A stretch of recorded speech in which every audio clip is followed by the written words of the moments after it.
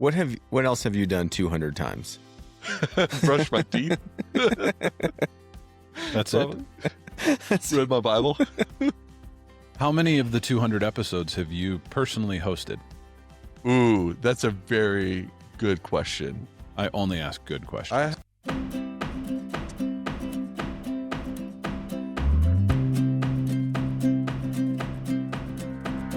Welcome to The Weekly, a podcast brought to you by Calvary Bible Church. I'm your host, Jay Ewing.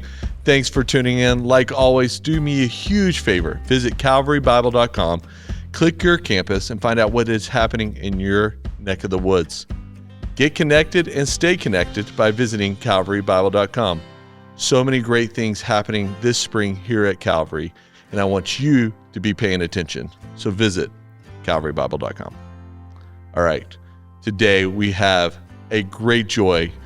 It is the 200th episode of The Weekly, and I have John and Thomas here.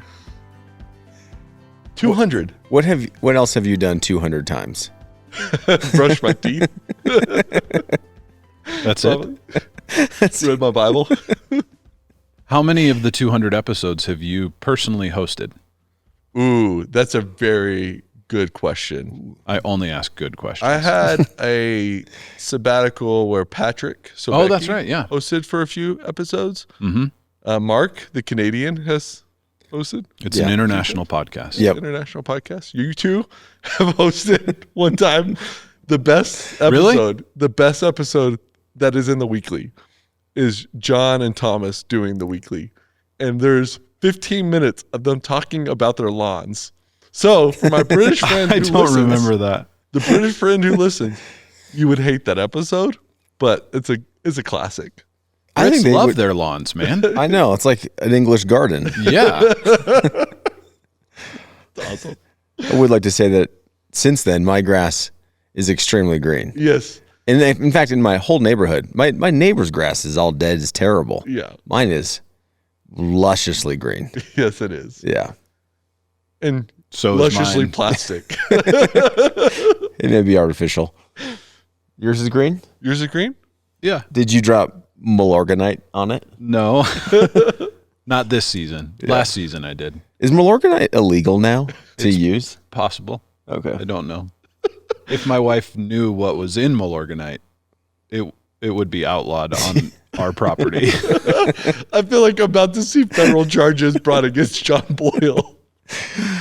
Oh, that's so good. For an iridescent green lawn. Yeah, that's awesome. Okay, it's 200 episode. Thomas, do you remember the first episode of The excuse me. Weekly? Not a chance. Not a chance. I mean, we started this in COVID. This was a way for us to connect with people. Yeah. But yeah, no, I don't remember the first episode. What happened? Tell me about it. Well, the first episode we actually never released to the public. Oh, really? The first 3 episodes. You're like, hey, let's get some reps, which was very wise. Yeah, That's yeah. a good idea. And let's just bury those episodes. Do you have them in the I do vault? have them. It's like the Disney vault. Oh, like, yeah. You could release those episodes and Pocahontas. I would hate to go listen to myself in those episodes. That'd be very discouraging, I bet. What do you think in terms of the listening audience? Yes. Who do you think there's someone who's listened to every 200, all 200 episodes?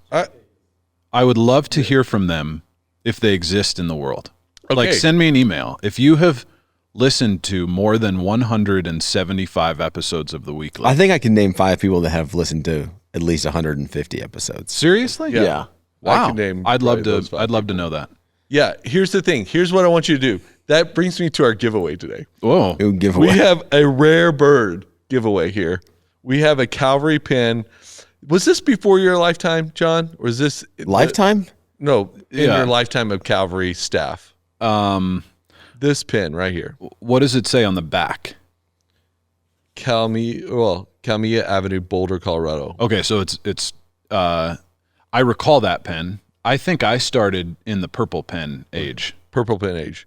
I believe. This is the blue pin age. Yeah.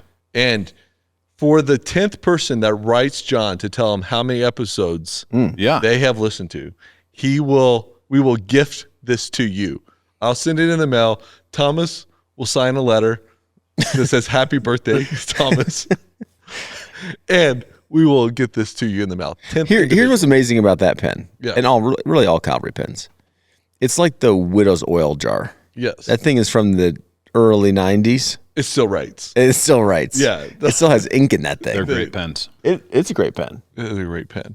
That is very true. We also have a collection of pens here, Jay. We do have a collection of pens. We've shown this on the podcast before. Oh, we have? Okay. Yeah.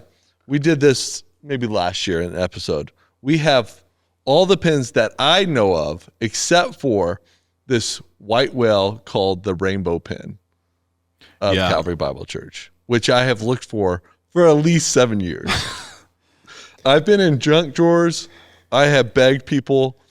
When people move that have been at Calvary for a very long time, I'm like, I can help because I'm going to go. You're looking in their couch cushions. Yeah, totally.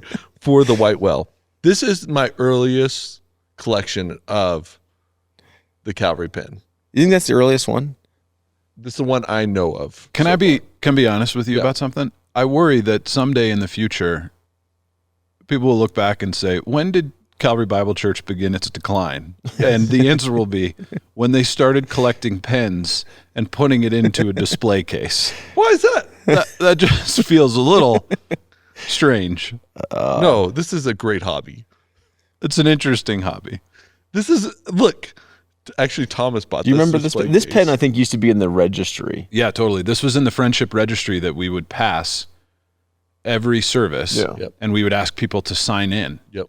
And God bless some people who would come to church every Sunday would write their address and telephone number in the friendship register every week. Yeah. Faithfulness to the Lord. Oh my gosh. Faithfulness to the Lord. Yeah, I that wonder was what famous people used that slid pen to right sign in there. Yep. That's exactly where that one was from. The Yeah. most unique Slides pen in in this there. collection actually is not a pen, but it's a highlighter. Yeah, that was great. I love This is a commemorative edition highlighter because this is the first sermon series that Thomas preached in the Mark It Up series. when he there was first a arrived. pink one too. Yeah, Yeah. there's a pink one. Yeah. out there. I got the pink one as well. I was really sad when my pink and yellow Calvary highlighters ran out. They don't last as long as the No, pens. the pens are. No, these are made of the earth. These are made of the spiritual world and how long they last for us. Yeah, there was an error in there. It wasn't so great. It's like an 80s Mustang. It's like we try to forget we ever made that. This thing, I don't know what that is. Yeah. this is a wannabe pen. That was a mistake. It has like a stylus on it. Yeah, we've had some dark days of pens here at Calvary, but we've had some glorious ones. Finally, John, I do want to highlight one of the commemorative edition. Yeah. That was worthy. Yeah. 135 years. This pen, That's Yeah. a great one. this is a great pen. I actually have a few stashed away so that in 50 years someone can stumble upon You it. know, I don't know if this happens across all campuses, but at the Boulder campus high school students like to take the two blue pens that we have. Yep. One of them has like a navy body and light blue tips. The other one has light blue Yeah. body, navy tips. Yep. And they like to take them and combine them into one Super pen. super pen. And my son Cooper was cleaning out his room. Yeah. And I was in there with him last night, and I noticed on his desk he has a super navy Calvary pen that he just treasures because he has compiled that together. That's amazing. Yeah. So What if those you are took also all the special parts of editions. these? Yeah. It's basically combined. It's Yeah. I great. mean, you talk about the decline of Calvary. I think about the goodness of Calvary, that this is sort of a cultural maker, is our Calvary pen. Is it? Yes. Okay. Yeah, it is. I hope so. I mean, look at your son. He's combining to make a super pen. Right. Like, we're talking about this. Yeah. A church pen. People. I tell people at starting point, you know you are a family member at Calvary when you can go to your junk drawer and find at least 3 Calvary pens. Of different Then you, eras. you Of different can eras, say, yeah. I great. go to Calvary. That should be the new answer. It's like when you ask how long have you been coming to Calvary? Yeah. Since the purple pen. Yeah. Since we switched over to the blue pen. That's great. That's great. Oh, the 200th episode is really fun. We did start this in COVID, and there was a couple episodes that even we filmed in opposite rooms with glass in between us because there might have been an exposure early in the COVID season. I'm so glad we're in one room together. Me too. Yeah. Me too. We've also been in the digital space. We've gone digital. Yeah. We've gone video. We did the international one where you were We have done an international in Turkey. Yeah. We've had some great guests. I didn't appear on that one, but I was, You were there. I was there. I watched it. That was So this is like an internationally syndicated show. I guess you said it. that's great. Also, we've had some great hosts along the way and some great guests along the way. Do you have a surprise? And like you're going to bring them in one by one? No. It's like the Merv Griffin show. Yeah. Yeah. My favorite might be when we had Wawa on the weekly. Oh, yeah. That was last year. That was a pretty special moment for us here on the weekly. Why don't you tell the audience who Wawa is? Wawa is the president of Step Seminary of Port-au-Prince, Haiti. Yeah. And we were blessed enough for them to be able to travel to the United States to have a week with them. We're having him to preach, and then he was on the weekly. So we've had Tom as senior pastor and emeritus now. We've had Thomas as your campus pastor, now senior pastor. And one time I got John's title wrong once. Did you? On the weekly. Yep. Did you call him the head of the 6-8 Project Weekend? Thomas, that's unfair. We've had a lot of guests. I mean, think about when the ladies took over the podcast. Yeah, the a few weeks ago. That might be the #1 podcast I ever listened to. That might be up there now. Yeah. Yeah. Actually, we should have asked the producer, what is the #1 podcast? He's on it. He's on it. Yeah. The Canadian is working. So it's good. All right, John. Yeah. To kick off the 200th episode, we've asked you to give us a little Calvary history quiz between the senior pastor and the dude who doesn't know what the Project 6-8. Okay. I can guarantee you're going to do well. It's 6-8 Project. I was just letting him do it.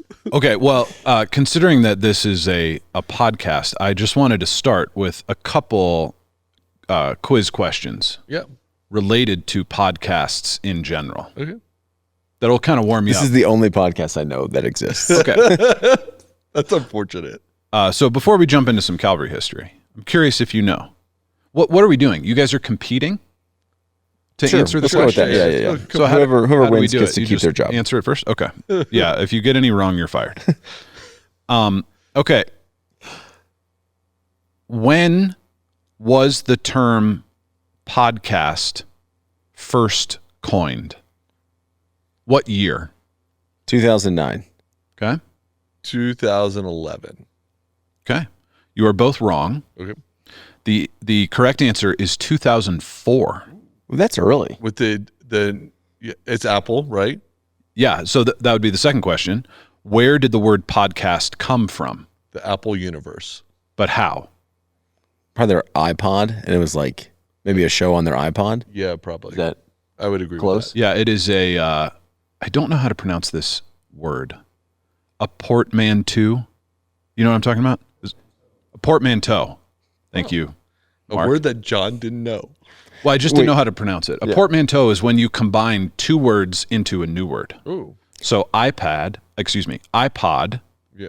and broadcast Became the podcast. became podcast in 2004. That's amazing, Yeah. John. I really appreciate that. Okay, now we're going to Do you shift. remember your iPod? How cool that was? Yes. You're like, I could put 32 songs on this thing, and it didn't skip like No, my it was Walkman. 1,000 songs in your pocket. Is that what it was? Yeah, that was 1,000 how songs. it started. Yeah. Yeah. What was your favorite song to play on your iPod? iPod? What's the one that probably, if we had to look back in ancient time, what's the #1 place? I'd probably be embarrassed to say what it was, to be honest with you. I may not want to say it publicly. Yeah, no, I get that. That was a long time ago. I was Yeah. not fully transformed by Jesus. Never mind. Okay, what year did Calvary Bible Church start podcasting? 2020. That is incorrect. 2021? No. Calvary Bible Church has been podcasting since 2005. Oh, because of the sermons. Yeah. No. Can you believe that? Think about this for a moment. I feel like I got The term, the word podcast Nothing existed before Jay and I started. is invented in 2004, and we were podcasting on the. In 2005. That's probably got to be because of you, right? There was You're a pretty team of tech people. savvy. Yeah, that was because of you. But yeah, one we of started my podcasting. favorite. Here's one of my favorite John Boyle stories. Yeah, I love this story. I don't know what year it was, and you suggested that we buy the domain name calvarybible.com, and someone asked you like, why would we do that? And you said, I think the internet's going to be around for a minute. And they said, well, how much does it cost? And you're like, what was it, $200 or something? Yeah, it was more than that. It was like 2,000, right? I think it was 1,500. $1,500. And for calvarybible.com. yes. And people were like, that's obscene. Yeah. There's no way we're going to spend $1,500. Yeah. And I'm so glad that you convinced them, because otherwise we'd be like Calvary Bible _ Erie Thornton Boulder. Yeah, Jay's little intro wouldn't roll off his tongue. Hey, that is one of the best John Boyle stories. Oh my gosh, When yeah. the dinosaurs roamed the earth, you suggested this. CalvaryBible.com belongs to John Boyle. You're the know, best. I bet we spend $1,500 just on coffee alone every week on all 3 campuses. I'm not sure about that, but Maybe there's probably 600. probably not. It's a lot of coffee. There's a lot of coffee. Okay, so we started podcasting in 2005. Yeah. So basically we're the pioneers. Yeah. Okay. We trailblazed. Yeah.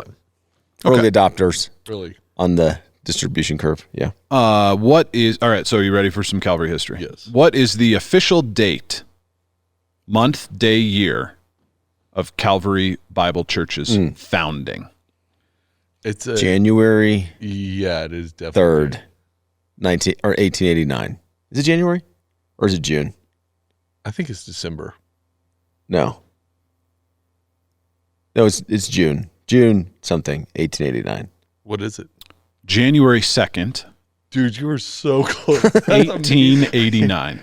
Why did I get? Yeah, Yeah, why'd you get Off by a day, but price of right rules, you would have Yeah, lost. totally. yeah, that's true. Do you know what also happened in 1889? Was the Eiffel Tower opened up? Really? Yeah, it was in commemoration of Calvary Bible Church. Yeah. I love that. They're like, we should build a tower in France. I hope that's going to be on our socials this week. I really do. Lord Jesus. Okay, we're at the Erie campus. What year did the Erie campus officially begin? The year it began. Yeah, when did the Erie campus start? Before or after 2006. Calvary Bible Church started podcasting? Yeah, 2006 Exactly. because we just celebrated the 20th Exactly. Yeah. on Easter Sunday. Well, it was the 20th Easter. The official day was April 16th. Oh, nice. Which is Easter. It No. opened Yes. on Easter. Yeah. However, we had 2 quiet, That's soft soft launches yeah. the week before that was for Calvary folks only to make sure we were all set. Sweet. But yeah, 20 years of the Erie campus. That's amazing. Congratulations, Erie. 20 years. That's a pretty cool thing. Okay, what was the name of our first full-time pastor at Calvary Bible Church? First full-time pastor. I can That's see not him the on the Andersons. wall. That's Oscar Yep. It is Bolander. Boom! Is that right? Thomas, yes. Yeah, that's why he's a senior pastor. Yeah, because that's No, because there's a video Long that you in the made, line. John, and it was like, Oscar. Calvary Bible Church. It's a great video. It is a great video. It has like the radio voice. It needs Thornton on it, and then it'd be a perfect video. Yeah. It's a great video. Can you name 3 other senior pastors that have served yeah. at Calvary? Yeah, we got Culbertson. What's Robert, Pastor Bob. Culbertson's first name? Bob, Correct. Bob Culbertson. Tom Shirk. Oh, good. Oh, nice. Good memory. Yeah. Remember who was before Bob Culbertson? Dick Hauser. That is Oh, exactly that is right. It Yeah. was a Hauser. Yeah. Yeah. Do you know what years he was the senior pastor? Hauser? Yeah, if I were to take a guess, it'd be like 72 to 78. No, that would have been Culbertson. Oh, it would have been 61 to 68. 61 to 68. Yeah. My favorite Decade earlier. My favorite story from that era is Dan Hauser talking about on Saturday nights they would have to come in and clean the church before Sunday morning. Oh, man. So the senior pastor was responsible with his kids to come clean the church. Just think about all the wonderful people who have done things like that. Yep. And here we are sitting on a couch talking about pens. Like, what a blessing. What a blessing. True. Is this what they envision in the future? I hope so. I imagine. They're not going to be disappointed at all. What year did Tom Shirk become the senior pastor? 89. No, 90 92. 93. I think he's called in Yeah. 92. 93. 93 is 92, when he was the associate pastor. Correct. Sorry, got that wrong. Who are the reigning champions of the Calvary Staff Pickleball Tournament? John Boyle and Kristen Whoop. That's correct. Yeah, I know that for sure. Yeah, that's That amazing. was crazy that we did a pickleball tournament at the church, and I'm glad someone didn't tear their Achilles. Yeah, We did not warm up whatsoever. We did shotgun it. I did a lot of stretching. I was did? very nervous. Yeah. I think what's fun is whenever we do these competitions, the staff that are normally like, I just call them docile, like, oh no, after you, become the most competitive people I've ever seen. And you're like, where did that come from? They're like in their suit and tie, sweating through to win the game. Yep. How many times has Boulder campus won the Calvary Cup? Is that a trivia question coming up? Yeah, I don't know the answer to that actually, but we are the current. The reigning. Yeah, champion. the cup resides on the Boulder campus. That's That great. look, that was a great look. I wish you could have seen that on radio. Weren't you on my team last year? That We lost. Oh, that's right. We got second. I was on your team, and I'm But the we reason were you really lost. close. Were you? Oh yeah, we got second. Yeah, if they didn't have me, Yeah. they would have won. They needed one more. Yeah, I was holding them back. Now we need to convert 2 more birdies or get an eagle. We didn't do that. Yeah. But mark your calendars, July 23rd, The Calvary Cup. next, That'll be great. Next edition. Um, Fourth annual? Third annual? Fifth annual? Oh, it might well, it's be not the really 6th or annual, but 7th. this would be the second in a row. But we've Triannual. done it Triannual. many times. Okay, how many families started Calvary Bible Church, and what country were they from? Sweden. Correct. And 5 families. Okay, The Osborns. the Lawrences, the Andersons, Anderson. and the Yeah, Andersons or Nelsons. something. Yeah. Yeah. Okay, name the streets, the intersection of our original Boulder location, like the first building that Calvary owned and operated, ministered out of. It's like balsam Balsam. It has a and third? spruce. spruce. I thought it was a number. Is that right? Yeah. 17th and Spruce. 17th and I knew spruce. there was Oh, a wait. number. It was a number. Good job. This is really fascinating, actually. If you ever go to our history wall, there's a picture of that building. And if you drive to the next time you're in downtown Boulder, seriously, Yeah. drive to 17th and Spruce, and that building is still there. It's kind of been converted into like apartments or something, but it like you look at it and you're like, oh yeah, that is the original church building. Wow. Yeah, it's crazy. we should buy that back. Yeah. Yeah. We should, Also, I don't know if I've ever told you this, but you know, on 28th, also if you go to our history wall, there's a picture of one of our founding families in front of their house. Yeah. And that house is still on 28. on 28th. It's at like 28th and Arapahoe, just south of that. Okay. Just south of 28th and Arapahoe? Yeah, it's like this. I think it's like the Like by the old Millennium Hotel? across the street from it. Okay. Yeah. Yeah, it's still standing. It's like the I can't remember what. It's like some nonprofit organization that's in there. But I've often thought, like, should we just buy that? Yeah. Like that is like That's really cool. That would be Historic. cool. We could put like a museum there. We can put Yeah, the pens. that's right. We could put the pens Jay in the could building. sit there and tell people about the pens. You know, you make fun of me, but someday you're going to want these pins for the history wall. Oh, Okay, It for might sure. be past your time, John, but it'll be there. In what year did we begin having all Calvary worship services in English and no longer in Swedish? What year was that? 1948. I think it has to be before the war. 40, It was 19. What'd you say? 43. You are correct. Is that right? Yeah. Yes. We joined the EFCA in 1948. That was when it was created. I think it was actually in the 50s. Oh, yeah. I mean, the Free Church existed, and Yes. there were two. They were basically called the same thing, like merged together, and that's where the modern day Evangelical Free Church of Swedes. America began. Yeah. They're from But Sweden? yeah, we were part of that from the beginning. That's super cool. So, well, there you go. There's Yeah, some that's super history. fun. You know that those Swedish immigrants during D.L. Moody's preaching would read his sermons translated into their language Wow. in Sweden. They never had met him. And that's how they formed the idea of the EFCA when they came to the United States. Wow. From his sermons that they would be read. And some of the earliest ones were in like Denver, Colorado, correct? Right. The Yeah. first one is actually in Denver, Colorado. I think so. Oh, I didn't know that. In the Evangelical Yeah, Heritage. Heritage book. Yeah. Yeah. And the first missionary in the EFCA was a woman. that was supported by the EFCA. Wow. Yeah. I know less about the EFCA history than the Calvary. Well, history. I just read the book this last year, so Yeah. sort of fresh in the mind. Well, thanks, John, for that trivia. And for our listeners for enduring that trivia. I hope you benefited from it as much as we What had fun percentage from of it. people that started the podcast with us today have retained or Are remained currently with us, listening? Well, they're listening? just hitting the 30-second button over and over, waiting for us to get Yeah. to the sermon, which we do. This podcast is designed, as Thomas has said, to connect your real life lived to what we preach on Sunday. Yeah. Yeah. Some words like that. Do you have an answer for us on most popular episode? So, Okay, you probably got to cut out a bunch of that, but September, 2025 John chapter 3, Jay and Thomas is the most popular one on YouTube. on YouTube. Yeah. The YouTubes. YouTube's interwebs. Well, thanks guys for I guess let me celebrate the podcast, the 200th episode, the way I would like to celebrate it. Now let's move on to our sermon series, Teach Us to Pray. We got both of you here. I think it'll be a really fun conversation to talk about. This series, we are looking at New Testament prayers. We start off where we should start off, Jesus. And Jesus teaches his disciples when they ask, teach us to pray. And so we've started off in the Lord's Prayer.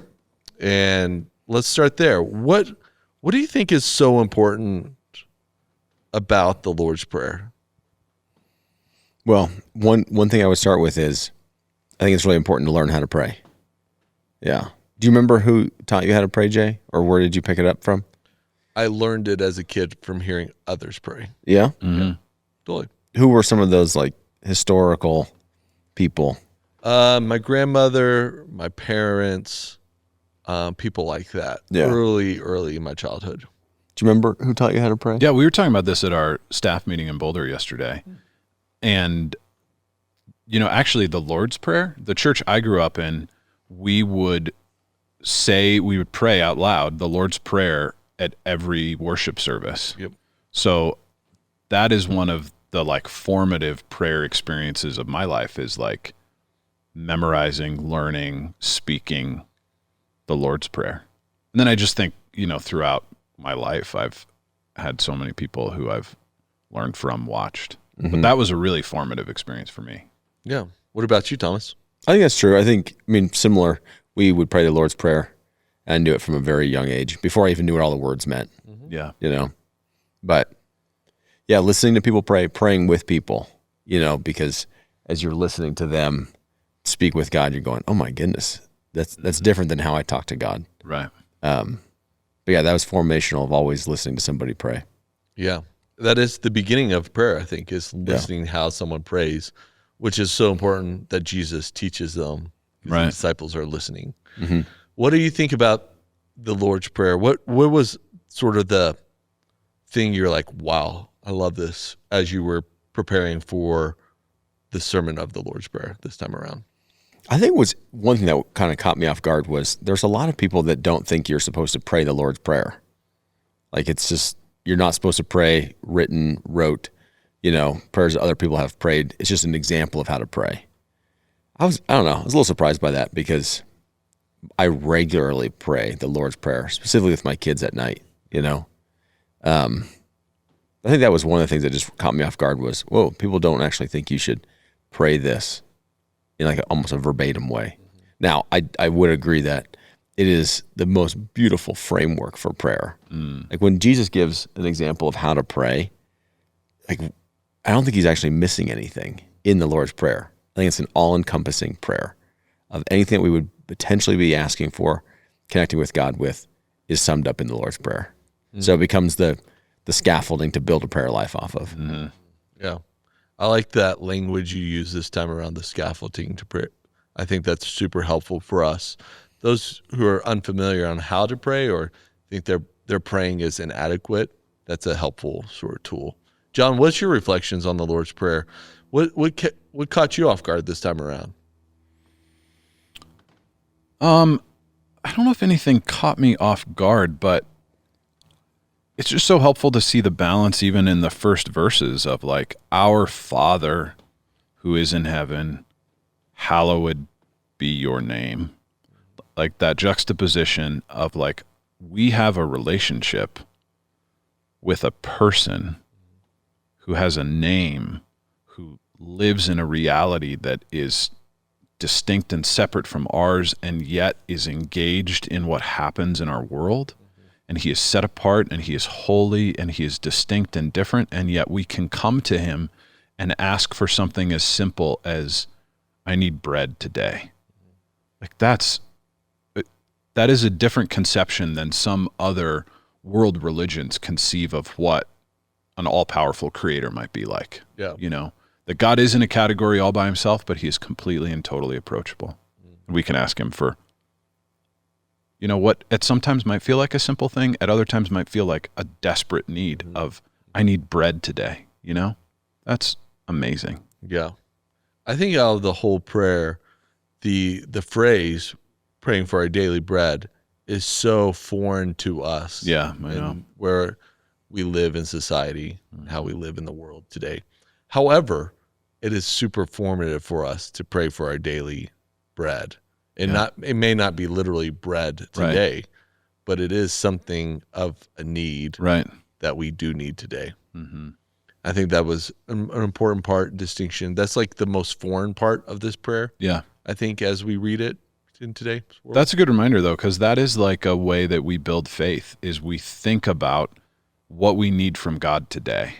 And in the first century context, for many people, it was, I literally need food. Yeah. For us, in our reality, that might not be the case. It may be in some, but there are things that we need every day. And it's like, what do I need today? And let tomorrow worry, you know, tomorrow's troubles, leave it for tomorrow. What do I need today, God? Mm-hmm. That's a great way to build your faith, through prayer.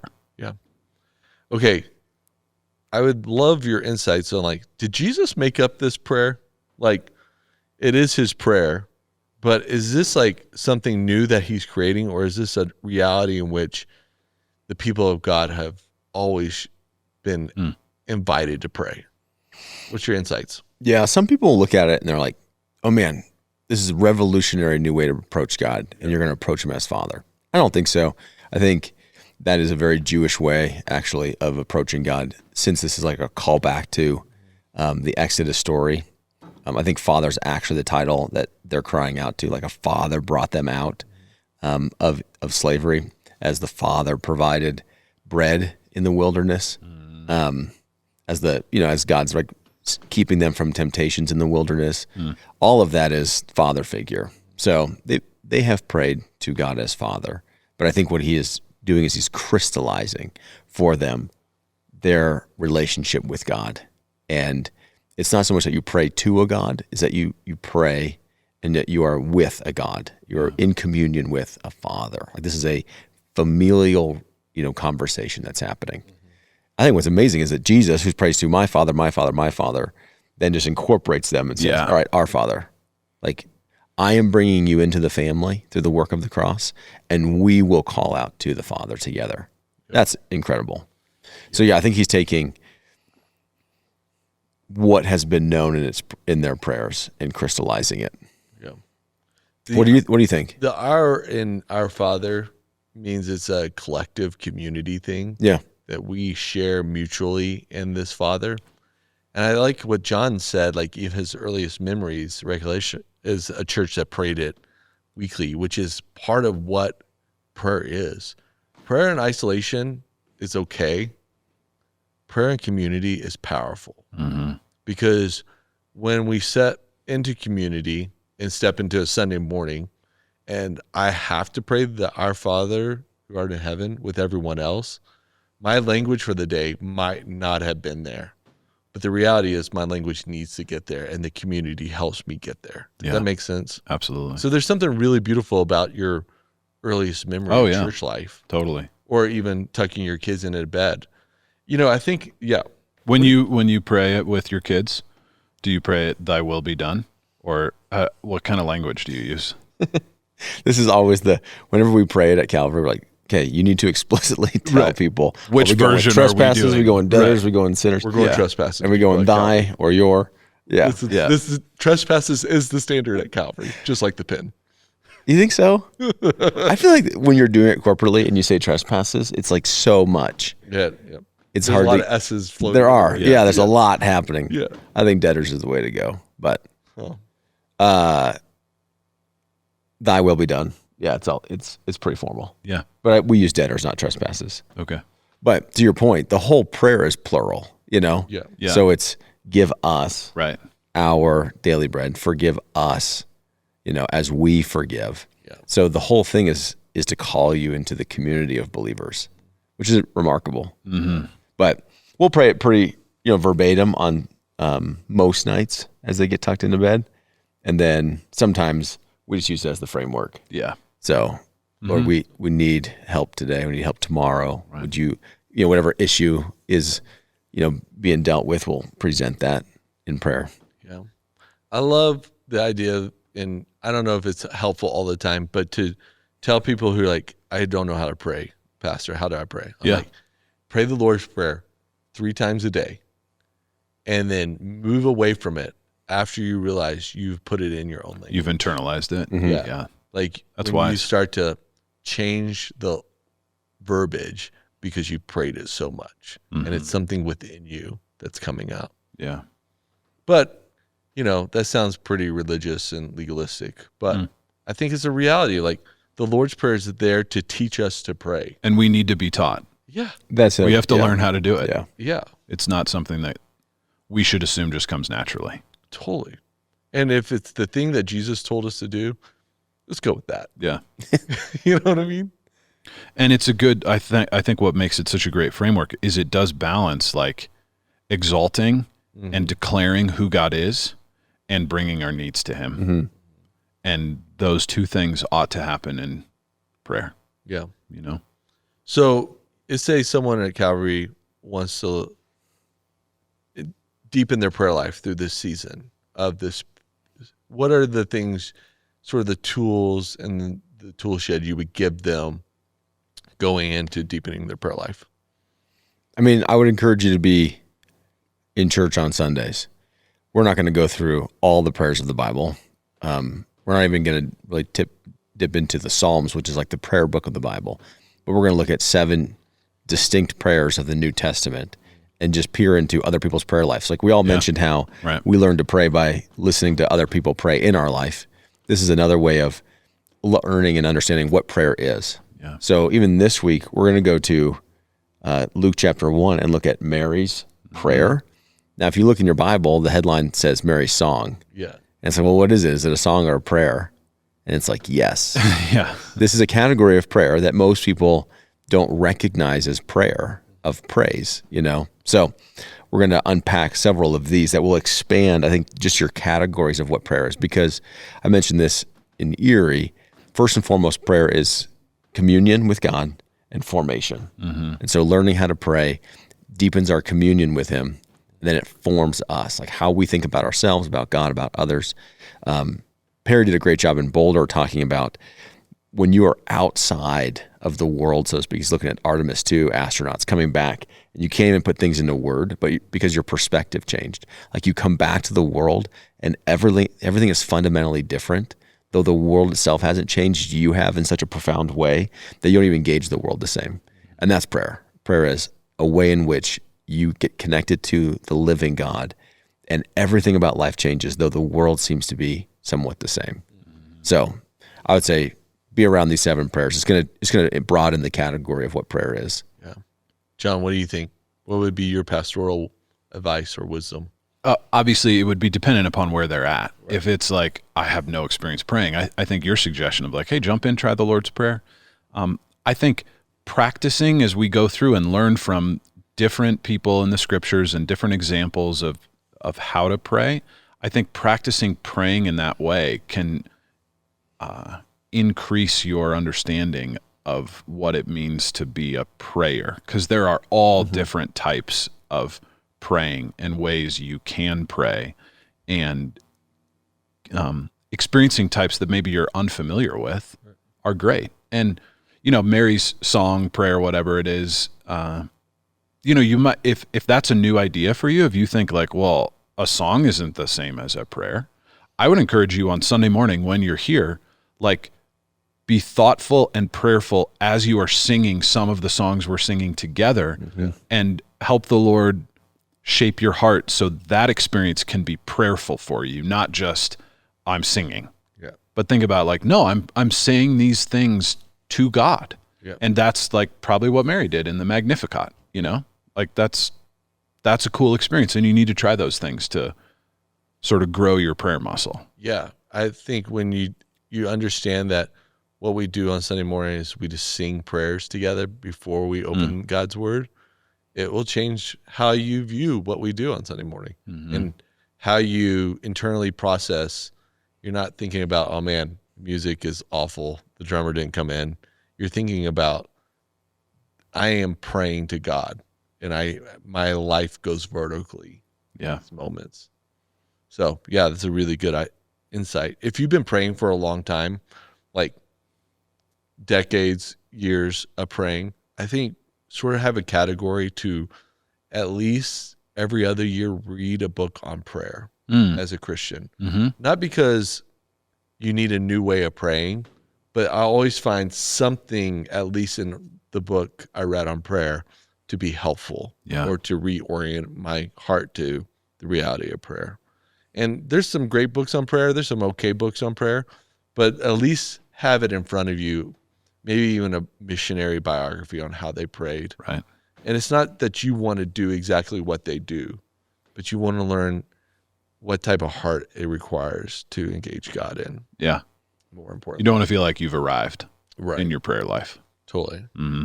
Yeah. The most people that I know who are, I would call spiritual prayer, we sometimes say prayer warriors around here, but people who prayed for decades, they would say, I'm just beginning. Oh, yeah. And that's a reality too. Mm-hmm. Prayer is such a fascinating thing because, like you said earlier, every culture has a version of prayer in so many ways. What do you think is the marker from someone who prays to someone who prays to Jesus? Yeah, I think prayers essentially are a cry of the heart, right? You're crying out for helps in some capacity, or like I'm trying to connect with something that's bigger than me, has maybe a strength beyond my own strength. The difference is prayers of like a humanistic way of like mindfulness, or in a Hindu way of like out to the universe. The difference is Christians are praying not to something, but to someone. Yeah. There's an individual in their mind in which hears their prayers. And I just think that is fundamentally different, is that there's a creator who made them, who wants to be connected to them, who's aware of them and wants them to be connected to him. And so the Christian is saying, I want my life to be intimately connected in communion with the maker of the world. That's totally different. Yeah. Than trying to beckon someone, get someone's attention, or something, or some power source in which enables you. It's like, no, I'm connecting in relationship, Right. to God who is Father. Yeah, that's really good. Which means that we can listen for his voice. Yeah. And that we would expect that there would be a back and forth, which isn't probably going to be audible. Yeah. But like, we have his word, we spend time meditating on it. We're, always praying, and you expect that is a process, like communicating with a person is. Yeah. That I don't just, as my friend, I don't just go to you and tell you a bunch of things and then walk away. Right. Like, I want to hear from you, and there's a dialogue. And I was talking to one of my kids. We were going to one of their practices about prayer, because they were asking, like, does prayer work? Because I've asked them stuff and I didn't get it, which I think is most people's question, like probably one of two things. Does prayer work because I asked for things and didn't happen? And two, if God knows everything, why pray? And so we're trying to put in like three different categories of relationship. One is we're driving to practice and we're enjoying conversation. And so, he's presenting maybe some requests, or I'm presenting some requests. And so it goes this back and forth of like, I'm speaking, you're listening, you're speaking, I'm listening. And then I just mentioned, but sometimes we don't say anything on the way to practice. And you sit there and I sit here, and maybe there's music, maybe there's not. And we're just enjoying life together. And we look out the window and we see something together, and you look back at me and smile, and I smile at you without any words. That's prayer. Like, in another sense of, I'm just enjoying the communion with God.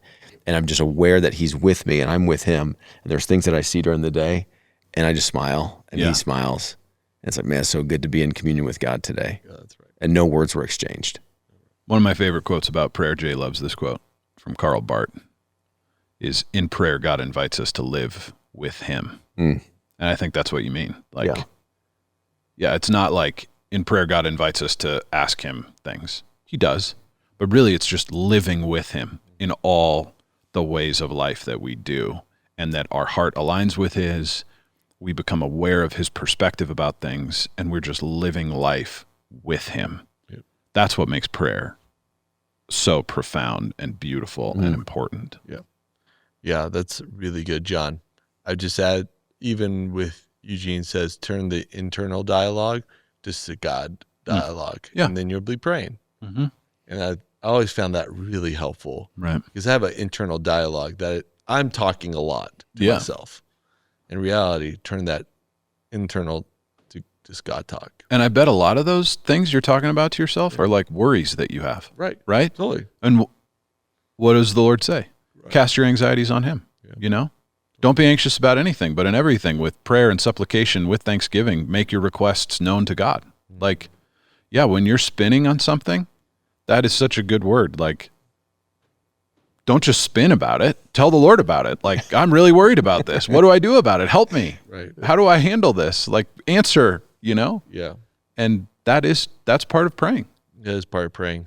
What a great series we're in. And I'm looking forward to this next 6 weeks of more prayers from the New Testament. 6 more weeks, right? 6 more weeks. Because we did 7, because it's Sounds biblical. Sounds biblical. Yeah. It also helps that the series ends at end May. Yeah. We start a summer series in June. But for the listeners today, we just encourage you to step in, really dig into these New Testament prayers, pick up some habits that maybe have disappeared, maybe new habits, reinvigorate your prayer life, because it is such a joy that we get to talk to our Father. Yeah. And what a joy that Jesus Christ did that on our behalf while we were still sinners, died for us so that we could enjoy what he enjoyed with the Father. Let me leave you with this. Also, just know in this series that the podcast, the weekly, is going to pause through the month of May. We're going to pick it up this summer. We look forward to that as we celebrate the 200th episode. You need some time off after 200 episodes? You know, it's we don't call it May, we call it mayhem sometimes. Just a lot of things going on and a lot of crisscrossing. So let me end it this way. Pray then like this: Our Father in heaven, hallowed be your name. Your kingdom come, your will be done, on earth as it is in heaven. Give us this day our daily bread. Forgive us our debts, as we also have forgiven our debtors. And lead us not into temptation, but deliver us from evil. For thine is the kingdom, the power, and the glory, forever and ever. Amen. Calvary, so good that you're tuning in. We love you. Look forward to seeing you very soon. Congratulations, Jay, on 200 episodes.